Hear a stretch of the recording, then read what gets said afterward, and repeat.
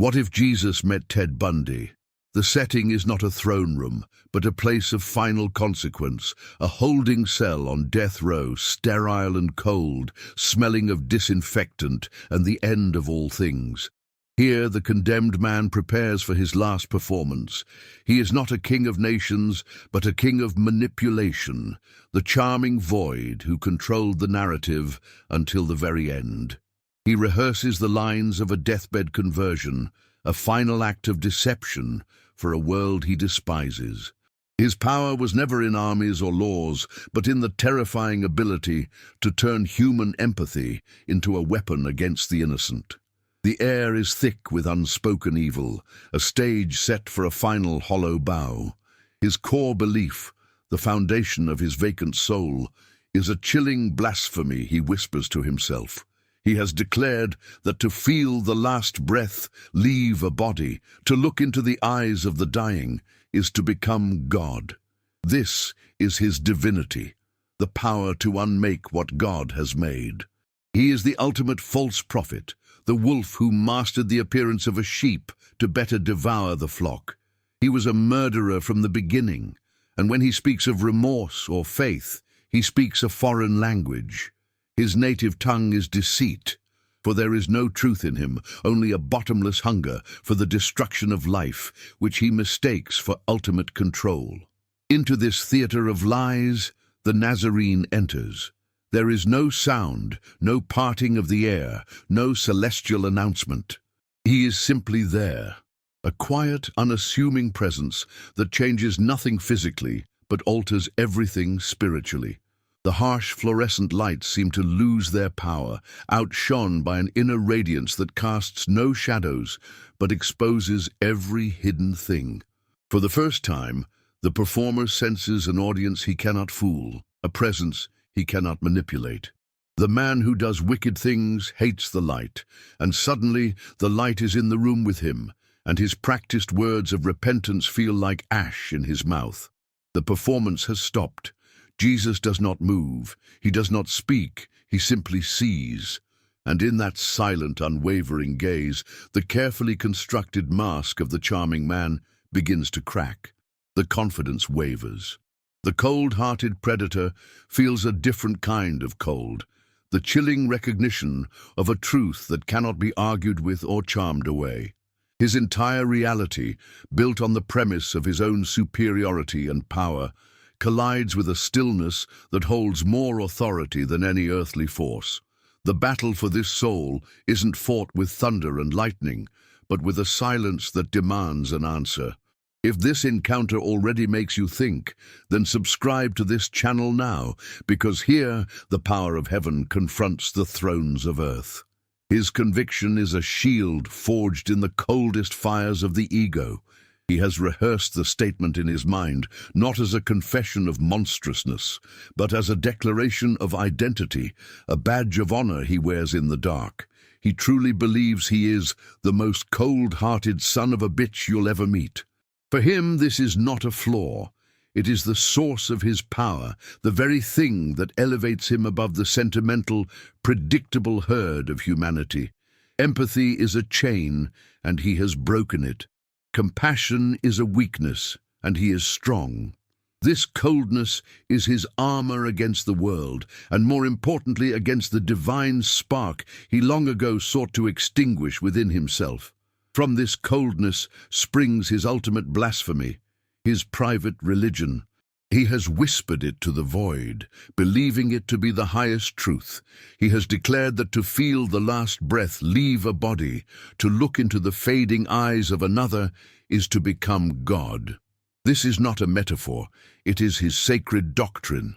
For him, divinity is not about creation, but about decreation. It is the power to undo, to unmake, to hold the final moment of a life in his hands and declare it his own. He is the high priest of his own empty temple, performing the ritual of destruction as a means of worshipping the only thing he truly values, his own will to dominate.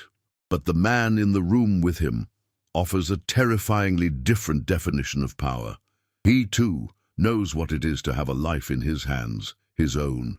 He knows the power of giving it up, not taking it away.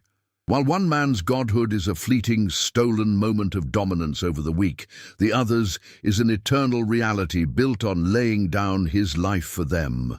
The clash in this sterile room is not of words, but of kingdoms. One kingdom is built on the sand of ego and the blood of others. The other is founded on the rock of sacrifice and the water of life, offered freely. The wolf is finally face to face with the shepherd. The cold-hearted man feels this collision not as an accusation, but as a spiritual physics he cannot deny. His prized coldness, his fortress of apathy, suddenly feels like a terminal illness in the presence of a love so absolute it has substance. His heart, which he believed was a weapon, is revealed to be nothing more than a stone. The ancient words echo in the silence of the room, though they are never spoken. The heart is deceitful above all things and desperately sick. Who can understand it? For the first time, the sickness is not a source of pride, but a source of a new, unfamiliar terror. The light is not judging the darkness, it is simply showing it what it is. The foundation of his self-made reality begins to fracture. The power he worshipped was control, yet he has none here. The superiority he claimed was built on his ability to deceive, but this quiet gaze sees through the performance, through the flesh, and into the vacant space where a soul should be. The first judgment is not a verdict of guilty, but a revelation of worthlessness. His entire life, his philosophy, his divinity is exposed as a pathetic charade in the face of true being. He is not a god, he is not even a king, he is just an empty man in a cold room. If this is already making you think, comment below, what do you believe true power is? The condemned man scrambles to regain his footing, not on the cold concrete floor, but within the fortress of his own mind. He silently recites his creed of coldness, the mantra of the self-made god. He tries to analyze the man before him, to categorize him, to reduce him to a psychological projection or a hallucination born of stress. But the attempt is futile. It is like trying to capture the ocean in a teacup. The silent presence is not a subject to be studied. It is a reality that redefines the room and everything in it. His intellect, once his sharpest weapon, now feels like a child's wooden sword trying to parry a blade of light. The silence does not argue, it simply is, and in its presence his own thoughts become foreign, hollow echoes. The atmosphere grows thick with a spiritual law he cannot comprehend. In his world, power was defined by what one could take, dominate, and destroy. But the authority radiating from the Nazarene is built on an opposite, terrifying principle. It is a power that gives, that serves, that lays itself down. The quiet gaze of Jesus doesn't just see the man, it reveals his spiritual lineage. It becomes clear in the stillness that this creature was a murderer from the beginning, holding to no truth, because there is no truth in him. When he rehearses his lies of repentance, he is only speaking his native tongue. The father of lies is in the presence of the very source of truth, and the conflict is absolute. The tension becomes a physical pressure, an unbearable weight in the sterile air. The man who loved the performance, the spotlight, the control of the narrative, is now trapped in a scene he cannot direct. There is no audience to charm, no jury to persuade, no victim to manipulate. There is only a mirror, a perfect, unwavering mirror that reflects not his handsome face or his confident posture, but the horrifying vacuum within. He feels a desperate, primal urge to look away, to scream, to shatter the silence with any noise, but he is paralyzed. For the first time, the predator feels like prey, pinned by a gaze that sees every dark corner of his hollow soul. The man's presence strips away the layers of deception without a single gesture. The carefully crafted persona, the charming law student, the concerned citizen, the helpful stranger, dissolves like smoke. The shepherd's gaze simply reveals the wolf. The ancient warning echoes not in the ears, but in the soul. Beware the one who comes in sheep's clothing, for inwardly he is a ravenous beast. All his life, his charm was a costume, a hunting blind from which he observed the flock, studying their weaknesses, their trust, their compassion. Now the disguise is rendered transparent, and all that remains is the cold, insatiable hunger that drove him, exposed and pathetic in the light of true authority. The first judgment is not a sentence spoken from a throne, but a truth realized in the depths of a condemned soul. It is the silent, crushing verdict of reality itself. His self-proclaimed godhood is revealed to be a child's fantasy. His power is shown to be weakness. His coldness is not a strength, but a spiritual disease. He is not a fallen angel or a tragic anti-hero. He is simply a void, an absence of love, of light, of life. In the suffocating silence, the man is judged not by what he has done, but by what he is. And for the first time, he sees it too. The performance is over, the mask is gone, and the emptiness is all that is left. The Nazarene's silence is not an absence of sound, it is a mirror. For the first time, the man who prided himself on his performance is forced to see his own reflection, not in polished glass, but in the unwavering gaze of pure being. The image staring back is not the handsome, intelligent face the world saw, nor the cold, powerful God he imagined himself to be. It is a hollow thing, a horrifying vacuum in the shape of a man. He tries to summon his internal creed, the mantra of the cold-hearted son of a bitch, but the words feel like a child's boast in the face of an ancient absolute truth. The mirror does not judge, it simply shows. And what it shows is an emptiness so profound it threatens to swallow him whole. He scrambles to justify himself, not to the man before him, but to the collapsing fortress of his own mind. He tells himself that his path was one of ultimate freedom, a courageous exploration of the power that lesser mortals are too fearful to touch. He wasn't evil. He was simply beyond their petty rules, their sentimental morality. The world, in his view, is a stage for predators and prey, and he had simply chosen his role with honesty and commitment. This was not a flaw, it was a higher state of being. He believed his actions were not a descent into darkness, but an ascent to a lonely, misunderstood godhood, a throne built on the bones of the weak, who, he reasoned, existed for that very purpose. But the spiritual law in the room operates on a different axis. The air itself seems to whisper a forgotten truth, a woe to those who call evil good and good evil, who put darkness for light and light for darkness. His entire philosophy, his claim to divinity through the act of extinguishing life, is revealed for what it is, a pathetic slavery to death, not a mastery over it. He thought he was a god, but the mirror shows him to be nothing more than a high priest in the temple of the void, making sacrifices to an empty altar. The power he worshipped was never his own. It was the power of entropy, of decay, of nothingness. He was not its master. He was its most devoted servant. The reflection deepens, forcing him to see not the acts themselves, but the light that preceded them. He sees the trust in a young woman's eyes, the vibrant life in a hopeful smile, the unique spark of a soul he had treated as a disposable object.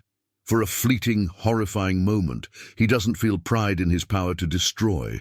He feels the crushing weight of the beauty he annihilated. It isn't remorse. It is the terrifying recognition that he, the self-proclaimed God, was nothing but a shadow, a parasite that could only exist by feeding on a light it could never create or comprehend. And you? Would you have the courage to look inside if you were before Jesus? Comment below. The spiritual mirror offers no escape. It holds him there, stripped of his charm, his intellect, his justifications. His entire identity, built on a foundation of superiority and control, is exposed as a grand delusion. He is not a wolf. A wolf kills to live. He is a black hole, a being defined only by what it consumes and negates. He is not a God of his own making. He is an absence of God. The silence in the cell is no longer just silence. It is the deafening sound of a soul, confronting its own absolute, irreversible, and pathetic nothingness. The mirror has shown him the truth, and the truth is that there is nothing there to see. The silent confrontation reaches its peak, an invisible climax that detonates not in the air, but in the desolate landscape of the man's soul. The Nazarene does not need to speak of hellfire or damnation. His presence unveils something far more terrifying. In the unwavering light of that gaze, the condemned man is forced to see them, not as objects of his power, not as notches on the belt of his ego, but as they truly were, daughters, sisters, beloved children brimming with a light he could never comprehend, let alone create. He sees the trust in their eyes, the dreams in their hearts, the unique, irreplaceable spark of a life he treated as a disposable thing for a fleeting, pathetic thrill of control.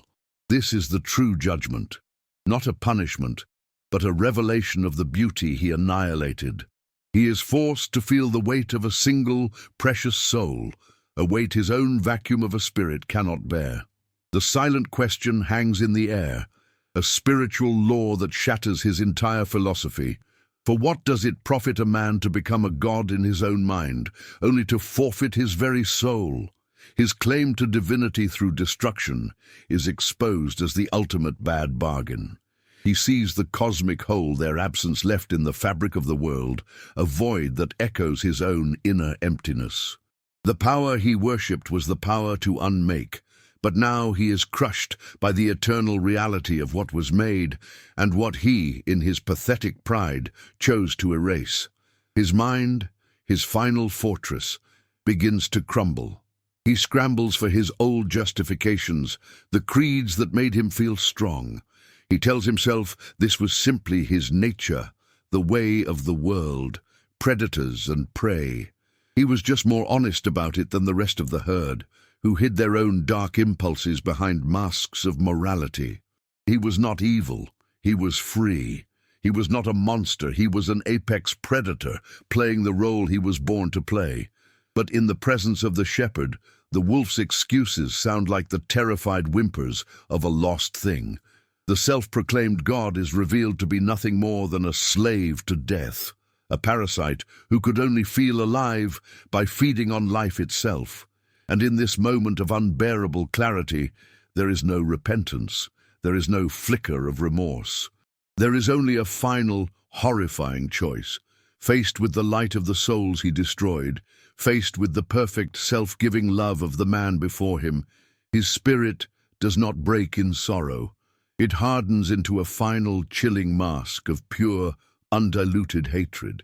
He hates the light for showing him his own nothingness. He hates the memory of their beauty because it proves his own ugliness. He hates the truth because his entire identity was built on a lie.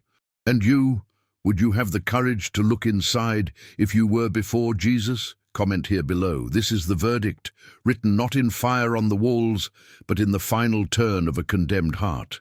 The light has come into the cell, but the man loves the darkness, because the darkness is all he has ever truly known.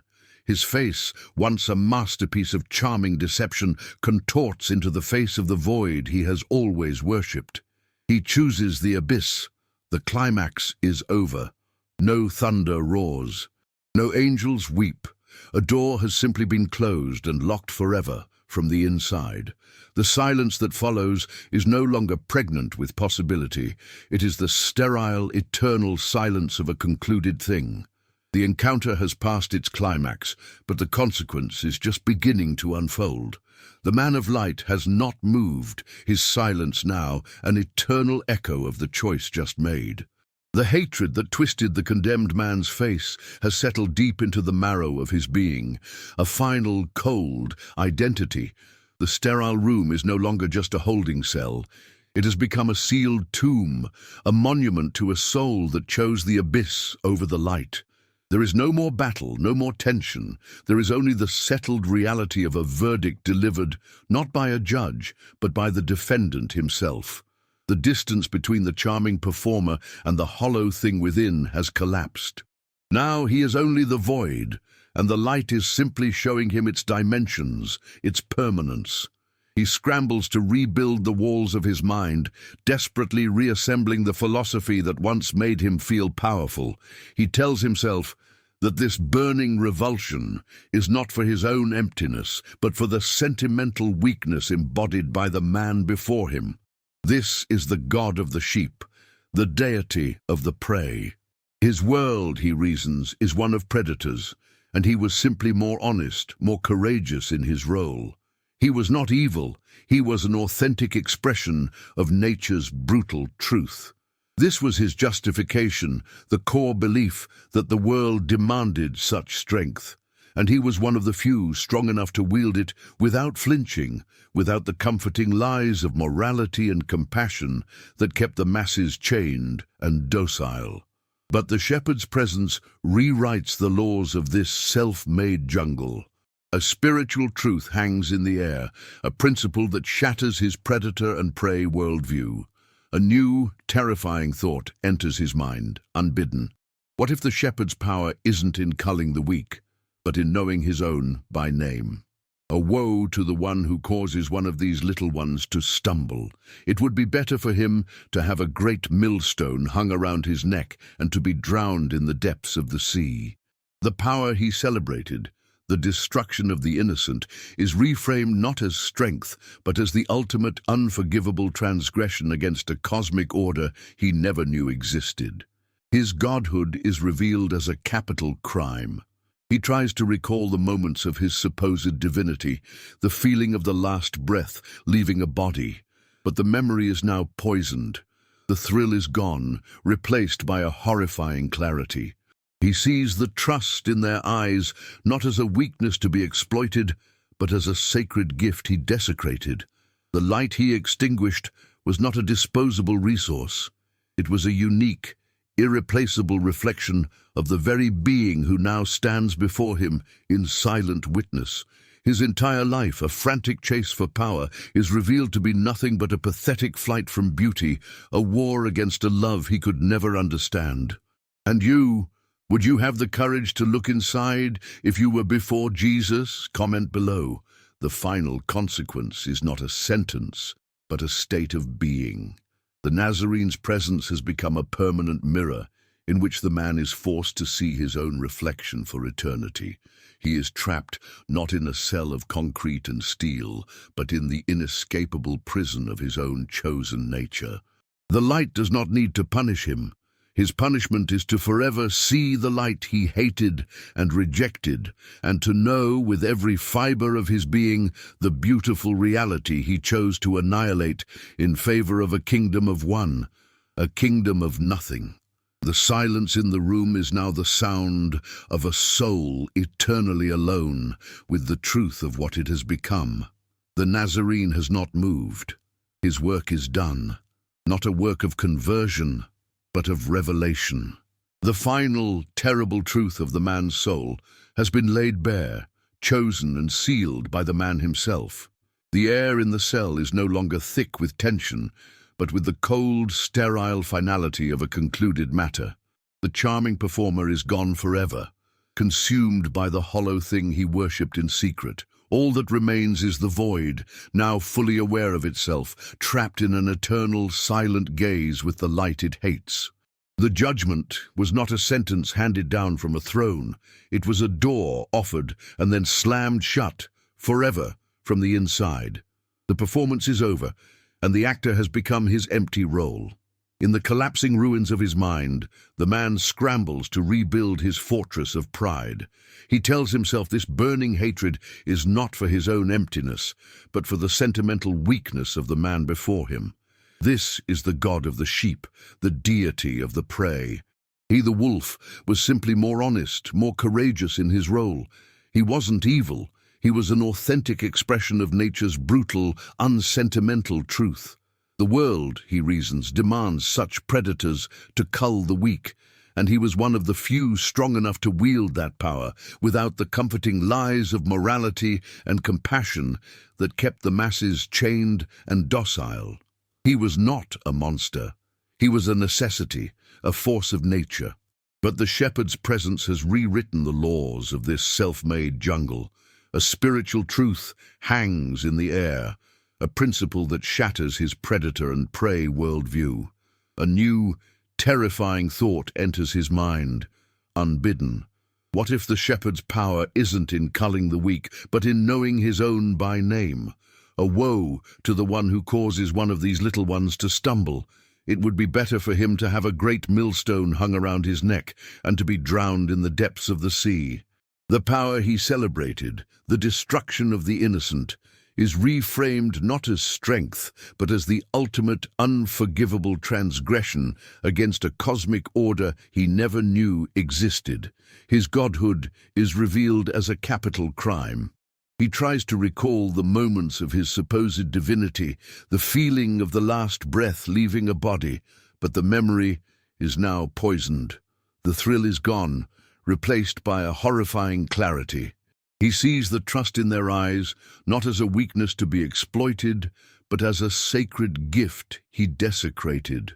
The light he extinguished was not a disposable resource. It was a unique, irreplaceable reflection of the very being who now stands before him in silent witness. His entire life, a frantic chase for power, is revealed to be nothing but a pathetic flight from beauty, a war against a love he could never understand. And you, would you have the courage to look inside if you were before Jesus? Comment here below. The conclusion is not an event, but a state of being. The Nazarene's presence has become a permanent mirror in which the man is forced to see his own reflection for eternity. He is trapped not in a cell of concrete and steel, but in the inescapable prison of his own chosen nature. The light does not need to punish him. His punishment is to forever see the light he hated and rejected, and to know, with every fiber of his being, the beautiful reality he chose to annihilate in favor of a kingdom of one, a kingdom of nothing.